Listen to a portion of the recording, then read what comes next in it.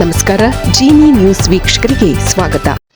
ಬೆಂಗಳೂರಿನಿಂದ ಬೆಳಗಾವಿಗೆ ಆಗಮಿಸಿದ ವಂದೇ ಭಾರತ್ ಎಕ್ಸ್‌ಪ್ರೆಸ್ ಟ್ರೈನ್ ಅನ್ನು ಸಂಸದ ಜಗದೀಶ್ ಶೆಟ್ಟರ್ ಹಾರ ಹಾಕಿ ಸ್ವಾಗತಿಸಿದರು.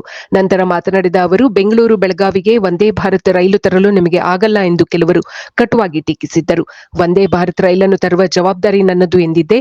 ಪ್ರಧಾನಮಂತ್ರಿಗಳು ಸ್ವತಃ ಆಸಕ್ತಿ ತೋರಿಸಿದ್ದರಿಂದ ಕೇಂದ್ರ ಸಚಿವ ಪ್ರಹ್ಲಾದ್ ಜೋಶಿ ಹಾಗೂ ಸ್ಥಳೀಯ ಜನಪ್ರತಿನಿಧಿಗಳ ಸಹಕಾರದಿಂದ ಇಂದು ಇದು ಸಾಧ್ಯವಾಗಿದೆ ಎಂದು ಹರ್ಷ ವ್ಯಕ್ತಪಡಿಸಿದರು. ಅಭಿಮಾನ್ ಸ್ಟುಡಿಯೋದಲ್ಲಿ ವಿಷ್ಣು ಸಮಾಧಿ ನೆಲಸಮಗೊಳಿಸಿದ ವಿಚಾರಕ್ಕೆ ಈಗ ರಾಜಕೀಯ ನಾಯಕರು ಎಂಟ್ರಿ ಕೊಟ್ಟಿದ್ದಾರೆ. ಅಭಿಮಾನ್ ಸ್ಟುಡಿಯೋವನ್ನು ಸ್ವಾಧೀನಕ್ಕೆ ಪಡೆಯುವಂತೆ ಸಿಎಂಗೆ ಶೋಭಾ ಕರಂದ್ಲಾಜೆ ಪತ್ರ ಬರೆದಿದ್ದಾರೆ. ಸಮಾಧಿ ಧ್ವಂಸದ ಬಗ್ಗೆ ನೋವು ವ್ಯಕ್ತಪಡಿಸಿದ ಶೋಭಾ ಕರಂದ್ಲಾಜೆ, ವಿಷ್ಣು ಸ್ಮಾರಕವನ್ನು ಶಾಶ್ವತವಾಗಿ ಕಾಪಾಡಿ, ಪ್ರವಾಸಿ ಕೇಂದ್ರವನ್ನಾಗಿ ಮಾಡಿ, ಜೊತೆಗೆ ಜಾಗದ ಮಾಲೀಕರಿಗೂ ಪರಿಹಾರ ಕೊಡಿ ಎಂದು ರಾಜ್ಯ ಸರ್ಕಾರಕ್ಕೆ ಮನವಿ ಮಾಡಿದ್ದಾರೆ.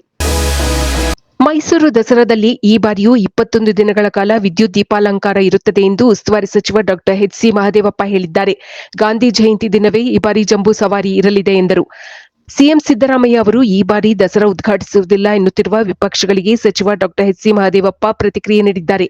ಇನ್ನು 3 ವರ್ಷ ದಸರಾ ಮಹೋತ್ಸವವನ್ನು ಸಿದ್ದರಾಮಯ್ಯ ಅವರೇ ಉದ್ಘಾಟಿಸುತ್ತಾರೆ ಎಂದಿದ್ದಾರೆ. ಚಿಕ್ಕಬಳ್ಳಾಪುರ ಜಿಲ್ಲಾ ಪಂಚಾಯಿತಿಯಲ್ಲಿ ಗುತ್ತಿಗೆ ಚಾಲಕನಾಗಿದ್ದ ಮೃತ ಬಾಬು ಮನೆಗೆ ಕಾಂಗ್ರೆಸ್ ಶಾಸಕ ಪ್ರದೀಪ್ ಈಶ್ವರ್ ಭೇಟಿ ನೀಡಿ ಕುಟುಂಬಸ್ಥರಿಗೆ ಸಾಂತ್ವನ ಹೇಳಿದರು. ಯಾರು ಏನೇ ಹೇಳಿದರೂ ಮೃತನ ಕುಟುಂಬದೊಂದಿಗೆ ನಾನು ನಿಲ್ಲುತ್ತೇನೆ ಎಂದು ಪ್ರದೀಪ್ ಈಶ್ವರ್ ಹೇಳಿದರು. ಮೃತನ ಕುಟುಂಬಕ್ಕೆ ನ್ಯಾಯ ಕೊಡಿಸುತ್ತೇನೆ. ಬಿಜೆಪಿಯವರು ಧರಣಿಯನ್ನಾದರೂ ಮಾಡಲಿ, ಪ್ರತಿಭಟನೆಯನ್ನಾದರೂ ಮಾಡಲಿ, ನಾನು ಯಾವುದಕ್ಕೂ ಜಗ್ಗಲ್ಲ ಎಂದು ಪ್ರದೀಪ್ ಈಶ್ವರ್ ತಿಳಿಸಿದರು. ಇದು ಈ ದಿನದ ಸುದ್ದಿಗಳು. ನಿರಂತರ ಸುದ್ದಿಗಳಿಗಾಗಿ ವೀಕ್ಷಿಸುತ್ತಿರಿ ಜೀನಿ ನ್ಯೂಸ್. ನಮಸ್ಕಾರ.